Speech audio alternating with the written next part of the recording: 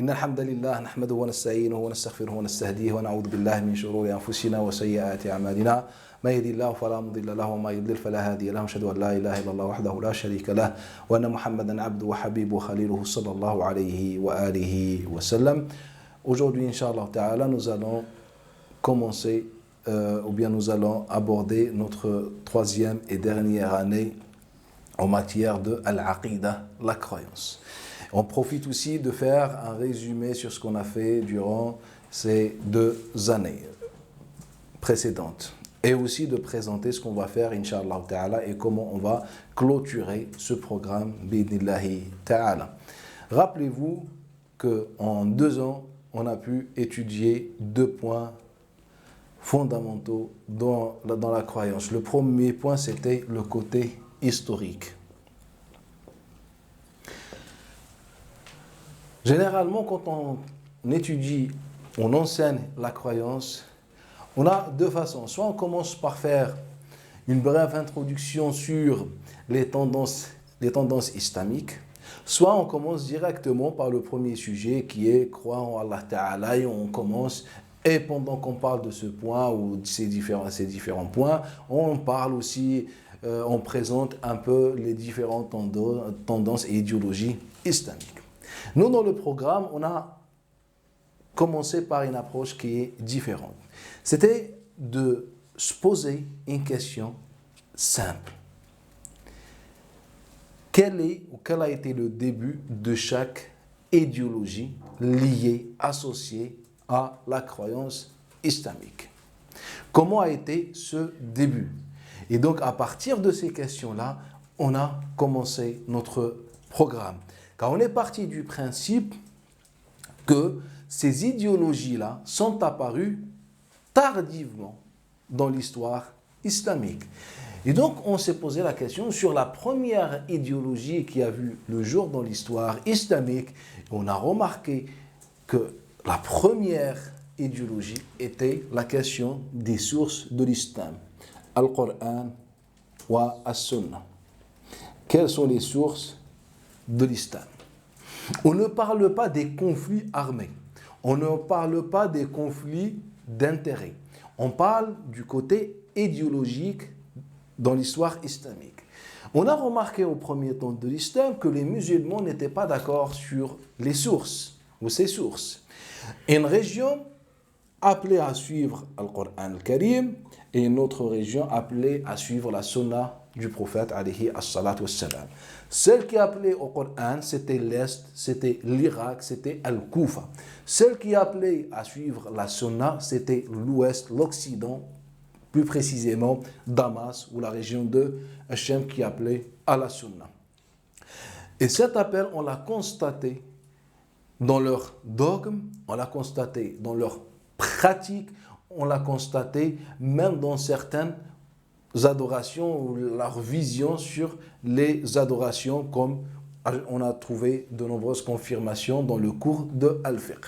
C'est-à-dire, on a vu que la région de l'Irak ou de l'Koufa appelait à suivre le Coran al-Karim, que telle adoration est faite pour les gens du Coran al-Karim, que Allah Ta'ala est avec le Coran al-Karim, qu'il faut suivre pendant les conflits et les fitnas le Coran al-Karim, pendant que l'autre région appelé dans les mêmes conditions et contextes à suivre la Sunna, que le Coran dépend de la Sunna, qu'on ne peut pas comprendre le Coran sans la Sunna, que pendant les conflits, il faut suivre la Sunna. Lorsque les gens désobéissent au régime, au gouverneur, il faut suivre la Sunna, etc. Et donc, on a déterminé cette première divergence sur cette première idéologie, que la première problématique à toucher la Ummah de l'islam, c'était la question des sources. Quelles sont les sources de l'islam? Donc on a 2. Et suite à ça, on a commencé de parler, donc après avoir répertorié an-nusus, les différents textes qui attestent, le début ou l'ancienneté de ce débat. Après, on a parlé de Sunnah et l'apparition du mot Ahl-Sunnah wal-Jama'a, les sunnites, l'apparition de ce concept et de cette appellation. Et on a déterminé que cette appellation est apparue entre la fin du 1er siècle et le début du 2e siècle, c'est-à-dire pendant le régime de Bani Umayya est apparu dans la région de Basra et la région de Damas par les partisans ou les chefs, les hauts placés au sein du régime Umayyad. Donc c'était notre première question. Bien sûr, c'était notre deuxième point. Bien sûr, on a déduit ça qu'après avoir répertorié l'intégralité des textes dans lesquels on a employé le mot as-sunnah ou al-sunnah ou al-jama'a, etc. Donc on a répertorié différents hadiths ainsi que les différentes traces des salafs ou des compagnons, etc. Et on a pu déterminer la région et l'époque de l'apparition de ce qu'on appelle al-sunnah ou al-jama'a. Donc on a commencé par ce premier point. Le deuxième point, c'était la question de Al-Qadr. Dans l'ordre chronologique, on a vu que la question de Al-Qadr est apparue aussi au premier siècle. Qu'est-ce que Al-Qadr? Le destin. Sauf que l'approche qu'on avait à l'époque, ce n'était pas une approche philosophique que les philosophes nous ont habitués sur les actes humains, et la volonté humaine avec la volonté d'Allah et l'acte d'Allah Ta'ala, etc. On n'est plus dans cette dimension, est-ce que les hommes sont libres ou pas? Mais en vérité, cette idéologie est apparue plus dans les messages officiels de l'État, dans les lettres officielles que le gouverneur au sein du régime Umayyad envoyait aux responsables de différentes régions pour justifier à la fois leurs injustices et aussi pour dire à la population d'accepter leur sort et leur destin. Car on était à une époque où tout le monde se révolte contre tout le monde. On était à une époque de conflit. Et donc pour maintenir l'emprise sur la population, on leur a dit qu'il faut accepter le destin. Que les musulmans qui n'acceptent pas son destin, qu'il est bon, qu'il est mauvais, n'est pas un bon musulman, il est un égaré.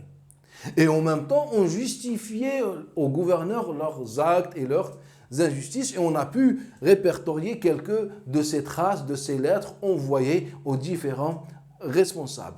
Et c'est pourquoi le régime Umayyad a mobilisé ses troupes, a mobilisé ses cheikhs, ses savants, ses transmetteurs de l'époque pour rapporter des hadiths sur ce sujet. Et là, de l'Irak, des gens se révoltent contre cette notion. Sur leur tête, le Ma'bad al-Juhani et les autres. Et Ma'bad al-Juhani est apparu à la fin de la vie de Abdullah ibn Omar. Et Abdullah ibn Omar est mort environ l'année 73. Et on est entre l'année 68 et l'année 73, l'apparition de Ma'bad al-Juhani. Et à cette époque, on a vu la réaction de Abdullah ibn Omar. C'est-à-dire que le régime Umayyad, après la mort de Muawiyah ibn Abi Sufyan et l'arrivée de son fils, suivi par Marwan ibn al-Hakam et Abdul Malik ibn Marwan, ils ont commencé à mettre en place cette vision, car à l'époque de Bani Umayyah, à l'époque de Muawiyah ibn Abi Sufyan, la population était quand même très contrôlée par le régime. Il y avait quelques révoltes, il y avait quelques conflits, mais étaient tellement légers, secondaires, minimes, qu'on ne peut même pas les considérer comme des vrais conflits. Mais les vrais conflits sont apparus à l'époque de Yazid, de Marwan, de Abdul Malik ibn Marwan, les révolutions, etc. Et c'est pourquoi qu'à cette époque, on a commencé à propager la question de l'Qadar. Il faut accepter le Qadar, il faut se soumettre à Allah Ta'ala. Et donc des gens se sont révoltés. Il y en a qui ont choisi le chemin armé, d'autres qui ont choisi la paix dans leur opposition. Le Ma'bad al-Juhani, je l'ai évoqué, car il n'a pas choisi les armes, il a choisi la pensée et la réflexion avec ses élèves. Ils se sont révoltés. Qu'est-ce qui s'est passé? On a été rapporté c'est dire déformé à Abdullah ibn Omar. C'est pourquoi Abdullah ibn Omar va prendre de lui sa position célèbre. Il va expliquer que le prophète sallallahu alayhi wa sallam et l'histoire de Jibril alayhi salam, etc. Rappelez-vous, quand on a étudié ce hadith-là, lorsque Jibril était venu voir le prophète, etc., il était bien habillé en blanc, on ne voyait pas sur lui les signes de voyage, etc. la source de l'islam qui parle de ça, c'est Abdullah ibn Omar. Le hadith des piliers de l'islam, les 5 piliers de l'islam, c'est Ibn Omar. Il n'a jamais attribué d'ailleurs ce hadith au prophète, alayhi as-salatu wassalam. Et à la fin, Ibn Omar, il rajoute que, comment dire, celui qui veut rencontrer Allah préservé, qu'il croit au destin, etc. On a trouvé de nombreuses paroles d'Abdullah ibn Omar qui sont rapportées de façon notoire. Donc Abdullah ibn Omar, suite à ces informations qu'il recevait, il a pris une position par rapport à ce point et il a dit. Mais à cette époque-là, on constate bien que Abdullah ibn Omar n'était pas dans la politique et peut-être même, c'est pas question n'était pas dans la politique, mais il n'était pas aussi, comment dire, philosophe ou un homme de politique pour qu'il puisse comprendre les dimensions de l'appel à se soumettre à Allah et à l'appel au destin. Le régime omeyyade cherchait à contrôler la population. Ibn Omar est parti d'un principe naïf, comme quoi j'appelle les gens à accepter le destin. Ma'bad ibn al-Juhani n'a jamais refusé le destin d'Allah Ta'ala, mais il a refusé la manière dont on a employé le destin dans ce discours politique. Donc on a répertorié toutes les personnes qui ont parlé de ce destin. On a étudié l'intégralité des hadiths de Al-Firyabi dans son livre Al-Qadr, le Qadr de l'imam Al-Bayhaqi, ainsi que les autres livres qui ont regroupé les hadiths de Al-Qadr, comme le Qadr de Ibn Wahb, etc. On a étudié l'intégralité de ces hadiths-là et on a pu déterminer les personnes qui étaient derrière ça et les régions, et on a constaté que toutes ces personnes avaient un seul point commun qui était, ils avaient tous un poste supérieur au sein du régime Omeyyade. Donc après le Coran, après la question des sources, on a vu le destin. Et après le destin, on a vu la question de at-tashayyu', le chiisme. Pour comprendre la question de tashayyu', on a adopté une méthodologie particulière. On a divisé le hadith en 2 catégories. Les hadiths qui sont notoires, les hadiths qui ne sont pas notoires. Les hadiths qui sont mutawatir et d'autres qui ne sont pas mutawatir. Ceux qui sont notoires, on les a divisés en 2 catégories. La première catégorie, c'était la première apparition. Deuxième catégorie, la deuxième apparition. C'est-à-dire, ces hadiths notoires sont apparus en quelle époque? On a constaté que ces hadiths notoires sont apparus en 2 époques différentes. Et après la deuxième catégorie, c'est les hadiths qui ne sont pas notoires. On a trouvé un hadith notoire qui était de Ali ibn Abi Talib, dans lequel le prophète aurait affirmé que Ali est son allié. Ce hadith-là, on l'a mis dans les 2 catégories, première et deuxième apparition. Pour quelle raison?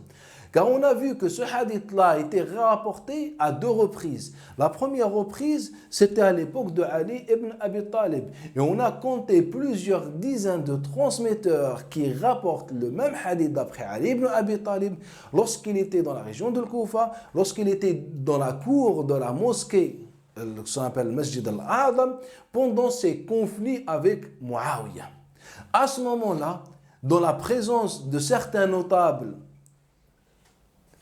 de la société, dont certains ont dit compagnons comme Abu Sa'id al-Khudri selon les textes, il leur a dit « Qu'est-ce que vous en pensez de moi ?» etc. Dans un discours politique de mobilisation, il a prononcé qu'il était allié du prophète alayhi salatu wassalam. C'est la première parole que Ali ibn Abi Talib, ou bien qui a un rapport ou un lien avec ce qu'on va appeler plus tard le chiisme. Et dans cette parole, on ne peut pas prouver que Ali a rapporté ce hadith-là pour appeler les gens à lui donner un statut particulier. C'était dans un conflit, et d'ailleurs, il est rapporté de façon notoire, d'après tous ses transmetteurs, que Ali, il l'a dit dans un contexte politique, afin de mobiliser les troupes contre Muawiyah ibn Abi Sufyan et ses alliés. c'était vraiment dans une dimension politique. Et Ali ibn Abi Talib ne voyait pas en lui déjà ce qu'il est en train de dire, dans ce que les chiites ont dit par la suite, que Ali c'est le khalife du prophète, ou je ne sais pas. Notre question, ce n'est pas qui est digne ou qui a la priorité de gouverner la Ummah, etc. C'est une question qu'on a étudiée dans le cours d'histoire. Nous, la question, c'est vraiment de comprendre la naissance du chiisme dans l'histoire islamique. Donc, la toute première parole qui a parlé de la notion que les chiites vont adopter, c'est le hadith de Muawiyah, de Ali.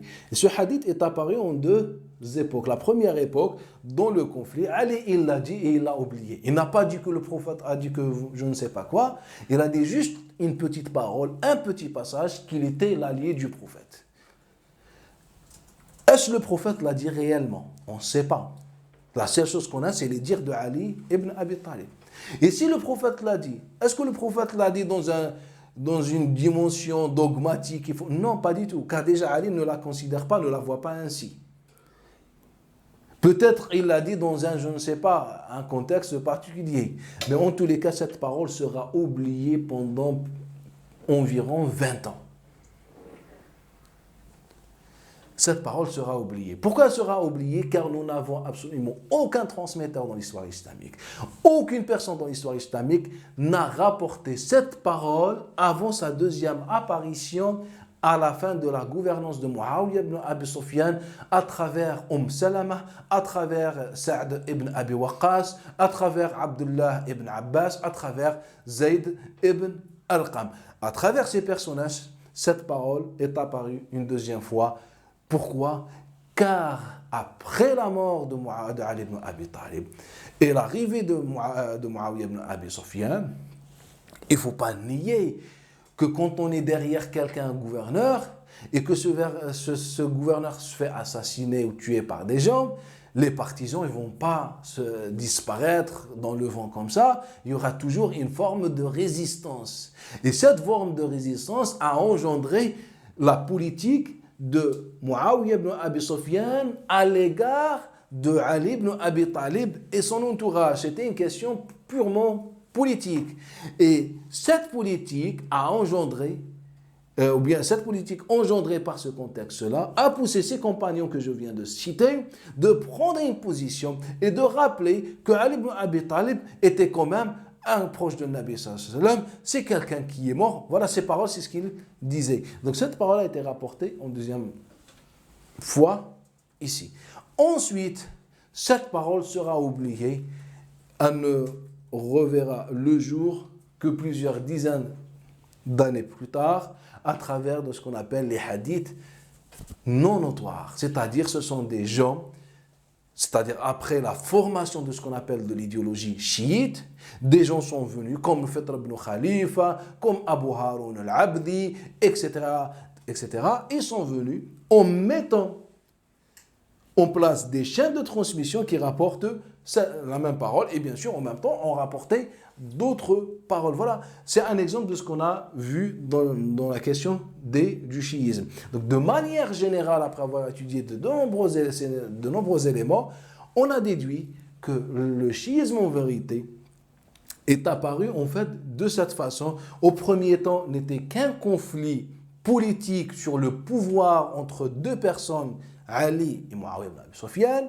Après la perte de Ali, les proches de Ali et ses partisans ont commencé à travailler discrètement pour réclamer le pouvoir. Ceci a engendré la politique de Muawiyah ibn Abi Sufyan, qui était négative, qui a engendré plus de conséquences. Et de cette façon, l'idéologie chiite a commencé à se former.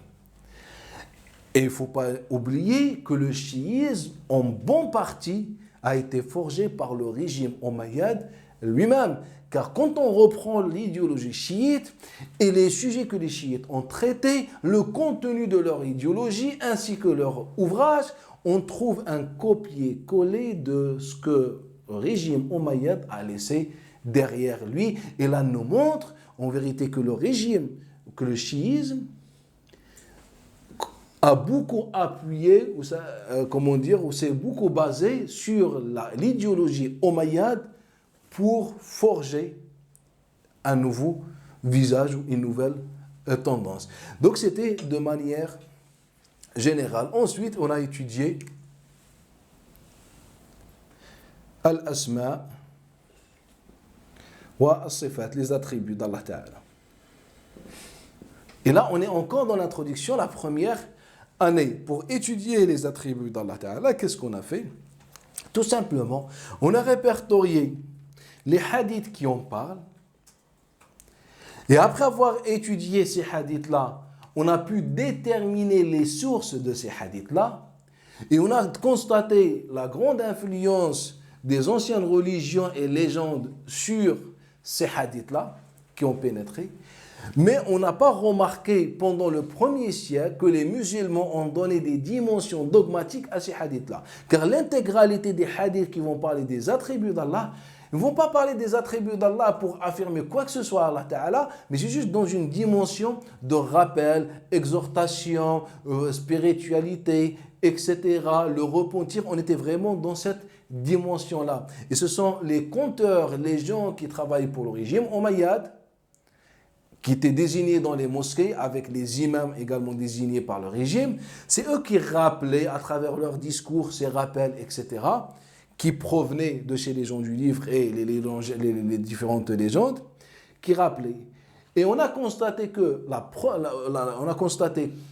qu'au début du IIe siècle, était la première fois où ces attributs d'Allah Ta'ala, ou bien ces hadiths ont été séparés des attributs. Les attributs ont été séparés de ces hadiths-là. Et au début du IIe siècle, on a commencé à étudier les attributs d'Allah Ta'ala séparément. C'est-à-dire, on s'est intéressé aux hadiths, mais au final, lorsqu'Allah Ta'ala il parle des deux doigts, au final, lorsqu'Allah Ta'ala il parle de ceci ou cela, qu'est-ce que cela veut dire? Comment on a pu déterminer ça? On a répertorié l'intégralité des paroles, des participations des musulmans dans les commentaires des attributs d'Allah Ta'ala, et on a remarqué que la plus ancienne parole ne dépasse pas le premier ou bien le deuxième siècle, c'est-à-dire on est au début du deuxième siècle, c'était les anciennes paroles. Donc on a déduit que la question des attributs d'Allah Ta'ala fait partie des questions qui sont apparues, comment dire, tardivement dans l'histoire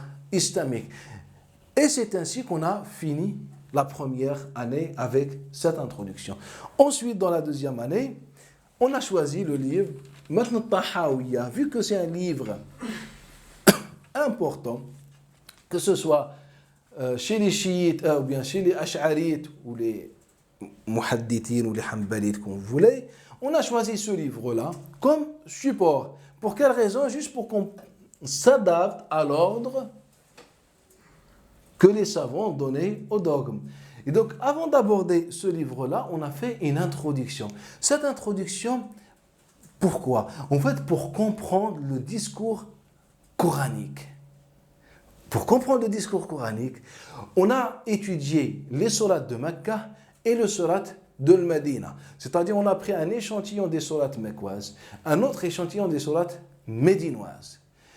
Après avoir fait cela, qu'est-ce qu'on a fait? On s'est intéressé à l'ordre des sourates, ou bien l'ordre des sujets dans ces sourates. Ensuite, on s'est intéressé à l'importance des sujets des sourates, c'est-à-dire les sujets les plus répétés, les plus répandus dans les sourates de Mecca et les sourates de Medina. Et à partir de cela, on a déterminé ce qui est important aux yeux du Coran al-Karim et ce qui est moins important, ou bien ce qui doit être au début et ce qui doit être en second plan, pour comprendre les priorités du Coran al-Karim. Mais on a vu que nos conclusions ne correspondaient pas à l'ordre que les savants ont établi dans les livres de croyance. Car dans les livres de croyance, l'ordre, il est clair. Et nous, quand on a pris, par exemple, on a vu que le premier sujet sur lequel Allah insiste beaucoup, et c'est le plus important, c'est la réflexion. C'est la valeur de la réflexion. Et on a vu que la réflexion n'a pas de place dans le dogme islamique. C'est-à-dire, si on veut enseigner l'islam à quelqu'un, on ne va pas lui dire l'islam te dit au premier plan, au premier pas, il faut que tu réfléchisses. On va lui dire croire, etc. On va lui citer qu'Allah Ta'ala a 5 ou 6 doigts, ou je ne sais pas. Et donc, on a expliqué que ça, c'est le premier point. On a trouvé qu'un deuxième point important sur lequel insiste le Coran, c'est l'équité et l'égalité. Donc, pareil, lorsqu'on veut enseigner l'islam aujourd'hui, on va dire croire en Allah et la prière. Alors que le Coran al-Karim, il ne dit pas croire en Allah et la prière. Il nous dit quand tu crois en Allah Ta'ala, il faut que tu saches qu'Allah Ta'ala t'appelle à l'équité. C'est-à-dire, après avoir affirmé l'existence d'un être, d'une essence, de quelque chose qui a créé, qui a engendré le monde, dans cette généralité, il faut que tu saches que la réflexion, que cet être-là t'appelle à la réflexion, à l'équité, etc. C'est-à-dire le fait de savoir, il est où, dans le ciel, dans ta poche, il est ailleurs, il est là, je ne sais pas, ce n'est pas important. Et c'est le Coran al-Karim qui nous a livré ces informations. Donc on a fait ce travail, on a pris un échantillon des sourates de Mecca, pareil de sourates de Medina, et on a fait nos conclusions. Ensuite, deuxième étape de l'introduction, de cette introduction, on s'est intéressé aux mots, aux concepts qui viennent régulièrement dans la croyance, qu'on utilise régulièrement. Qu'est-ce que din, la religion? Qu'est-ce que l'ibada, qui est traduite par l'adoration? Qu'est-ce que as-sifa, l'attribut, traduit par l'attribut? On les a étudiés dans le Coran al-Karim. Et on est sorti avec des conclusions, encore une fois, différentes que ce qu'on a toujours entendu dans la croyance. C'est que lorsqu'Allah Ta'ala il parle de l'ibada, ça ne veut pas dire adoration.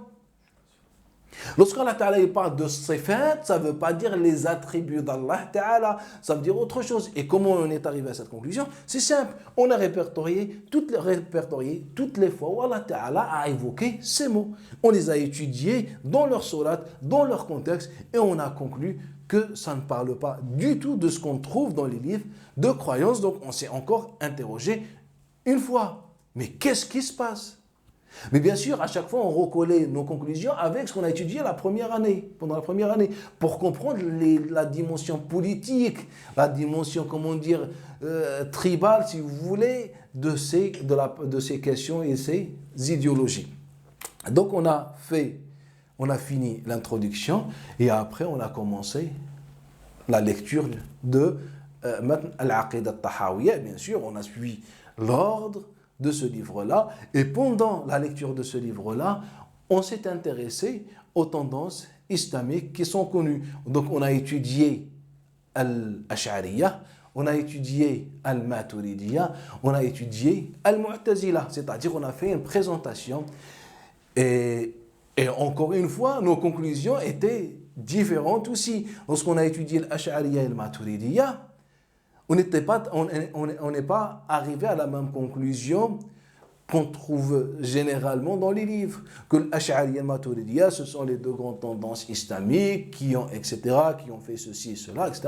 Non, quand on a étudié Abu al-Hassan al-Ash'ari, Abu Mansur al-Maturidi, on s'est rendu compte en fait qu'il s'agit des personnages qui étaient inconnus, des personnages qui n'ont pas suivi une formation selon les disciplines islamiques, une formation religieuse, d'apprentissage, etc. Tout ça. Lorsqu'on a étudié Abu Mansur al-Maturidi et ses livres, on a conclu que Abu Mansur al-Maturidi n'a jamais écrit de livre, que Abu Mansur al-Maturidi n'a jamais été au début évoqué par quiconque parmi les savants de l'école Hanafite, et qu'on a évoqué Abu Mansur al-Maturidi que pratiquement 2 siècles plus tard, on a commencé de dire Abu Mansur al-Maturidi. D'ailleurs, ce sont les Hanafites qui le disent. Et donc, après, quand on s'est intéressé au contenu, on s'est rendu compte que Abu Mansur al-Maturidi, déjà, il n'était pas arabe, il n'a jamais parlé arabe, il était tout simplement perse. Et on a des traces qui témoignent que Abu Mansur al-Maturidi a laissé quelques traces, quelques passages en langue perse et ont été traduites par la suite. On a étudié également Al-Mu'tazila. Quand on a étudié le Mu'tazila, contrairement à ce qu'on a toujours entendu, que le Mu'tazila c'est une tendance, qui a plusieurs idéologies ou je ne sais pas, ou une vision religieuse, on a trouvé le contraire, que le Mu'tazila, à leur apparition, n'avait absolument aucune vision, aucune pensée idéologique ou dogmatique. Les seules choses que le Mu'tazila ont adoptées, c'était l'opposition au régime Omeyyade et l'opposition au régime de Bani Abbas. C'est que le Mu'tazila, le premier jour, sont apparus en tant que des opposants au régime Omeyyade. Et après sa chute, ils ont soutenu au premier temps le régime de Bani Abbas. Et en constatant que le régime de Bani Abbas n'a pas respecté ses engagements, ils lui ont tourné le dos. Il y en a qui ont soutenu la révolution de ce qu'on appelle Ahl al-Bayt, sauf qu'ils n'ont pas suivi cette révolution jusqu'au bout. Ils se sont rendus compte que c'est pareil, on est en train de chercher le pouvoir et non l'équité et l'égalité. On a répertorié les discours de Amr ibn Ubayd et les premières têtes de Mu'tazila, et on n'a jamais vu que ces têtes dans leurs discours parlaient du dogme ou des idéologies. Ils ne parlaient que de la justice, ils parlaient des droits, ils parlaient des pauvres, ils parlaient des orphelins. Troisième chose, quand on a répertorier les avis des gens ou des savants ou des politiques sur les premiers Mu'tazila, on n'a pas vu que les gens le considéraient comme une tendance islamique, mais plutôt comme une opposition politique. Bien sûr, le Mu'tazila va connaître une évolution, et à partir de la fin du IIe siècle, ils vont commencer petit à petit à adopter des positions dogmatiques. Ils vont tout simplement, au IIIe siècle, se transformer en tendance islamique, comme ça a été le cas de l'Ash'ariyya, le Maturidiyya, ou de Salafiyya, ou des autres tendances, ou Shia, ou des autres tendances islamiques. Donc, pendant cette deuxième année, on a étudié ces tendances islamiques. Et après, on a étudié les attributs d'Allah Ta'ala, car c'était le premier sujet que l'imam Tahawi a évoqué dans son livre. Et on a expliqué l'évolution des attributs d'Allah Ta'ala à partir du IIe siècle, comment ils ont été évolués, comment on a pu diviser les attributs en catégories, etc., qui a influencé qui, etc. Donc, on a étudié tous ces points, les liens entre Mu'tazila, les Muhaddithin, Ash'ariyya et Al-Maturidiyya. On a parlé des liens, car en vérité, c'était l'évolution de la même idéologie. Et tout cela, et après, on a fini par un exemple qui était Al-Istiwa, ou l'établissement sur le trône. On a pris cet exemple, et on a, pour appliquer nos outils et nos méthodes, pour pouvoir appliquer nos outils et nos méthodes, et après on a fait nos conclusions. Cette année, bi'idnillahi ta'ala, nous allons reprendre la lecture du livre de l'imam At-Tahawi, et on va commencer par la question de la prophétie. La question de la prophétie, on va l'étudier au début de cette année. On va s'intéresser aux prophètes et aux messagers selon le Coran al-Karim, leur vie avant qu'ils soient prophètes, leur vie pendant qu'ils sont devenus prophètes. On va relever plusieurs remarques et points, comme la question de l'isma. Et la question, est-ce que les prophètes commettent des péchés ou pas, par exemple? Comment expliquer l'évolution des prophètes à la lumière de Coran al-Karim? Pourquoi Allah a choisi ces hommes en particulier pour qu'ils soient prophètes et messagers? Ce n'était pas un choix au hasard ou autre chose. Donc on va répondre à toutes les questions qui concernent les prophètes et messagers. Bien sûr, la différence prophète et message, etc. Le rôle souhaité pour les messagers et les prophètes, que ce soit selon les livres sacrés ou bien dans la vie concrète, réelle. Et ensuite, on va aborder toutes les questions que les savants généralement abordent dans la croyance, c'est-à-dire le déroulement du jugement dernier, le paradis, l'enfer, les composants du paradis, l'enfer, les étapes, etc. On va tout aborder cette année, Inch'Allah Ta'ala. Subhanaka hamdika nashhadu an la ilaha illa anta astaghfiruka wa natubu ilayk.